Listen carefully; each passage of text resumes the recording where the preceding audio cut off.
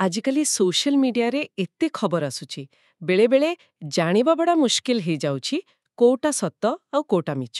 ହଁ एकदम। ତ ଆଜି ଆମେ ସେଇ ମିଛ ଖବର, ମାନେ ଯାହାକୁ ଫେକ୍ ନ୍ୟୁଜ୍ କହୁଛନ୍ତି, ସେ ବିଷୟରେ ଟିକେ କଥା ହେବା। ଆଉ ଏଥିପାଇଁ ଗୋଟେ ଭଲ ଉଦାହରଣ ଅଛି। ହଁ ସେଇ ଯୋଉ ନିକଟରେ ବଲିଉଡ ଅଭିନେତା ଧର୍ମେନ୍ଦ୍ରଙ୍କୁ ନେଇ ଗୋଟେ ଗୁଜବ ବ୍ୟାପିଥିଲା, ତାଙ୍କ ମୃତ୍ୟୁ ଖବର। ହଁ ସେଇଟା ଇନଷ୍ଟାଗ୍ରାମ, ଫେସବୁକ୍, ୟୁଟ୍ୟୁବ ସବୁଠି ପୁରା ଭାଇରାଲ। ଆମେ ସେଇ ଘଟଣା ଆଉ କିଛି ପୋଷ୍ଟକୁ ନେଇ ଆଜି ଆଲୋଚନା କରିବା। ହଁ ଆଉ ଆମର ଉଦ୍ଦେଶ୍ୟ ହେଲା ଏଇ ଘଟଣା ଭିତର ଦେଇ ବୁଝିବା ଯେ ଏମିତି ମିଛ ଖବର କେମିତି ତିଆରି ହେଉଛି, କାହିଁକି ଏତେ ଶୀଘ୍ର ବ୍ୟାପୁଛି, ଆଉ ଆମେ ଏହାକୁ ରୋକିବା ପାଇଁ କ'ଣ କରିପାରିବା। ଠିକ୍ ଅଛି, ଚାଲନ୍ତୁ ତାହେଲେ ଆରମ୍ଭ କରିବା। ଘଟଣାଟା ଥିଲା କିଛି ଦିନ ତଳେ ହଠାତ୍ କିଛି ୟୁଟ୍ୟୁବ ଚ୍ୟାନେଲ୍ସ ଆଉ ଇନଷ୍ଟାଗ୍ରାମ ପେଜରେ ଖବର ଆସିଲା ଧର୍ମେନ୍ଦ୍ରଙ୍କ ଦେହାନ୍ତ। ହଁ ମୁଁ ବି ଦେଖିଥିଲି। ଆଉ ଖାଲି ଖବର ନୁହେଁ, ତା ସାଙ୍ଗକୁ ଯୋଉ ଥମ୍ବନେଲ୍, ମାନେ ଯୋଉ ଫଟୋ ଲଗେଇଥିଲେ, ପୁରା ନାଟକୀୟ। ଓହୋ। ଧର୍ମେନ୍ଦ୍ରଙ୍କ କଳାଧଳା ଫଟୋ, ଦୁଃଖିଆ ଗୀତ ବାଜୁଛି, ଆଉ ବଡ଼ ବଡ଼ ଅକ୍ଷରରେ ଲେଖା ହେଇଛି ଆର୍ଆଇପି ଲେଜେଣ୍ଡ ଧର୍ମେନ୍ଦ୍ର, କିମ୍ବା ଶୋକରେ ବୁଡ଼ିଲା ବଲିଉଡ। ଏଇଠି ତ ଅସଲ କଥା, ଏଇ ଯୋଉ ଭାବପ୍ରବଣ କରିଦେଲା ଭଳିଆ ଜିନିଷ, ଫଟୋ, ଗୀତ, ଲେଖା, ଏଗୁଡ଼ା ଲୋକଙ୍କ ମନକୁ ସିଧା ଛୁଏ।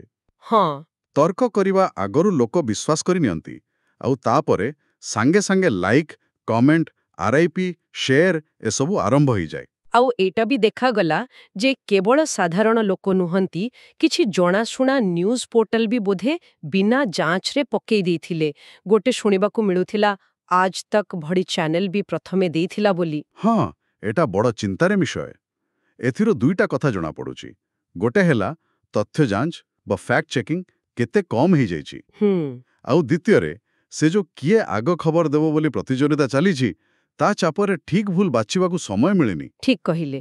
କିନ୍ତୁ ଭଲ କଥା ହେଲା ଖୁଦ୍ ଧର୍ମେନ୍ଦ୍ର ନିଜେ ଆସିଲେ। ହଁ ସେ ନିଜେ ଏକ୍ସ, ଯାହା ଆଗରୁ ଟ୍ୱିଟର ଥିଲା, ରେ ପୋଷ୍ଟ କଲେ। ହଁ, ମୁଁ ଦେଖିଲି ସେ ପୋଷ୍ଟ। ସେ ଲେଖିଲେ ଯେ ସେ ପୁରା ସୁସ୍ଥ ଅଛନ୍ତି, କାମ କରୁଛନ୍ତି, ଆଉ ଲୋକଙ୍କୁ କହିଲେ ଏ ମିଛ ଖବରରେ ବିଶ୍ୱାସ ନ କରିବାକୁ। ବାସ୍, ଏଇଟା ହେଲା ପ୍ରକୃତ ପ୍ରମାଣ।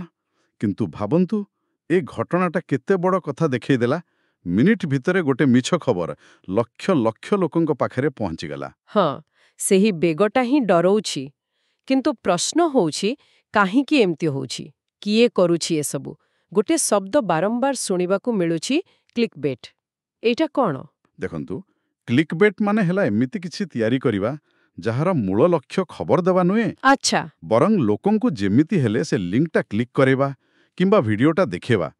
ଏମିତି ଚାଞ୍ଚଲ୍ୟକର ଶୀର୍ଷକ ବା ଫଟୋ ଦେବେ ଯେ ଲୋକ କ୍ଲିକ୍ କରିବାକୁ ବାଧ୍ୟ ହେବେ। ଓହୋ, ମାନେ ଭିତରେ କିଛି ନଥାଉ ପଛେ। ହଁ, ମୁଖ୍ୟ କାରଣ ହେଲା ଭ୍ୟୁଜ୍ ବଢ଼େଇବା ଆଉ ସେଥିରୁ ପଇସା କମେଇବା।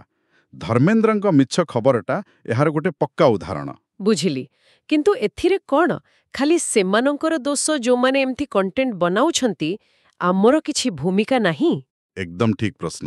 ଆମେ ଯେଉଁମାନେ ଦେଖୁଛୁ, ଆମେ ବି ତ ଅନେକ ସମୟରେ କିଛି ନ ଭାବି ନ ବୁଝି ସେୟାର କରିଦେଉଛୁ ନା। ହଁ, ସେଦିନ ସେ ପୋଷ୍ଟ ଗୁଡ଼ାକର କମେଣ୍ଟ ଦେଖିଲେ ଜଣାପଡ଼ୁଥିଲା ହଜାର ହଜାର ଲୋକ ସତ ଭାବି ଆର୍ଆଇପି ଲେଖିସାରିଲେଣି। ଏଇଟା ହିଁ ହେଉଛି ଇନଫର୍ମେସନ୍ ଲିଟ୍ରେସି ବା ସୂଚନା ସାକ୍ଷରତାର ଅଭାବ। ମାନେ ଆମ ପାଖକୁ ଆସୁଥିବା କୋଉ ଖବର ଠିକ୍, କୋଉଟା ଭୁଲ, ସେଟା ବୁଝିବାର କ୍ଷମତା। ଆମକୁ ସମାଲୋଚନା କରିବାକୁ ପଡ଼ିବ, ପ୍ରଶ୍ନ ପଚାରିବାକୁ ପଡ଼ିବ। ତେବେ ଏହାର ସମାଧାନ କ'ଣ? କେମିତି ରୋକାଯିବ ଏସବୁ? ଦେଖନ୍ତୁ, କିଛି ସରଳ ପଦକ୍ଷେପ ଅଛି। ପ୍ରଥମ କଥା ହେଲା ସବୁବେଳେ ସନ୍ଦେହ କରନ୍ତୁ। ଗୋଟେ ପୋଷ୍ଟ ଦେଖି କେବେ ବି ହଠାତ୍ ବିଶ୍ୱାସ କରନ୍ତୁନି। ହଁ, ବିଶେଷ କରି ଏମିତି ସମ୍ବେଦନଶୀଳ ଖବର। ଏକଦମ। ଯଦି ସନ୍ଦେହ ହେଲା, ଦ୍ୱିତୀୟ କାମ ହେଲା ଯାଞ୍ଚ କରିବା। ଗୁଗୁଲ ନ୍ୟୁଜରେ ଖୋଜନ୍ତୁ, ଦେଖନ୍ତୁ ବଡ଼ ବଡ଼ ବିଶ୍ୱାସଯୋଗ୍ୟ ନ୍ୟୁଜ୍ ଏଜେନ୍ସିଜ୍ କିଛି କହିଛନ୍ତି କି ନାହିଁ। ଆଉ ଯଦି କୌଣସି ବ୍ୟକ୍ତି ବିଶେଷଙ୍କ କଥା, ଯେମିତି ଏଠି ଧର୍ମେନ୍ଦ୍ରଙ୍କ କଥା, ତାହେଲେ ତାଙ୍କର ଅଫିସିଆଲ ସୋଶାଲ ମିଡିଆ ପେଜ୍ ଦେଖନ୍ତୁ, ସେ ନିଜେ କିଛି କହିଛନ୍ତି କି ନାହିଁ, ଯେମିତି ଧର୍ମେନ୍ଦ୍ର କହିଲେ। ସେଇଟା ସବୁଠୁ ଭରସାଯୋଗ୍ୟ। ଠିକ୍। ଆଉ ଶେଷରେ, ଯଦି ଜାଣିଗଲେ ଯେ ଖବରଟା ମିଛ, ତାହେଲେ ଭୁଲରେ ବି ଆଗକୁ ପଠାନ୍ତୁନି, ବରଂ ଅନ୍ୟମାନଙ୍କୁ ସଚେତନ କରାନ୍ତୁ ଯେ ଏଇଟା ମିଛ। ମାନେ ଆମେ ନିଜେ ଗୋଟେ ଫିଲ୍ଟର ଭଳି କାମ କରିବା ନା, ମିଛକୁ ନିଜ ପାଖରେ ଅଟକେଇ ଦେବା? ହଁ, ସେଇଟା ହିଁ ଦାୟିତ୍ୱବାନ ବ୍ୟବହାର। ଆମ ସମସ୍ତଙ୍କର ଦାୟିତ୍ୱ ଅଛି। ତାହେଲେ ଆଜିର ଆଲୋଚନାରୁ ଗୋଟେ କଥା ସ୍ପଷ୍ଟ, ଯେ ଆଜିକାଲି ସୋସିଆଲ ମିଡିଆରେ ବିଶ୍ୱସନୀୟତାର ଗୋଟେ ବଡ଼ ସଙ୍କଟ ଦେଖାଦେଇଛି। କାହାକୁ ବିଶ୍ୱାସ କରିବା, କୋଉ ଖବର ସତ, ସେଇଟା ଜାଣିବା କଷ୍ଟକର। ହଁ, ଆଉ ଏଥିପାଇଁ ଆମକୁ ନିଜର ବିଚାର ଶକ୍ତି, ସମାଲୋଚନାତ୍ମକ ଚିନ୍ତାଧାରା ବ୍ୟବହାର କରିବାକୁ ପଡ଼ିବ। ସବୁ କଥାକୁ ଆଖି ବୁଜି ଗ୍ରହଣ ନ କରି ପ୍ରଶ୍ନ କରିବାକୁ ହେବ। ଶେଷରେ ଗୋଟେ କଥା ଭାବିବା ପାଇଁ ଛାଡ଼ିଯାଉଛି।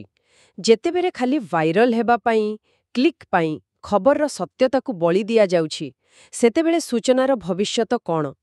ଆମେ ସମସ୍ତେ ମିଶି କେମିତି ଗୋଟେ ଭଲ, ସତ ଆଉ ବିଶ୍ୱାସଯୋଗ୍ୟ ପରିବେଶ ତିଆରି କରିପାରିବା? ଏଇଟା ବୋଧେ ଆମ ସମୟର ଗୋଟେ ବଡ଼ ଆହ୍ୱାନ।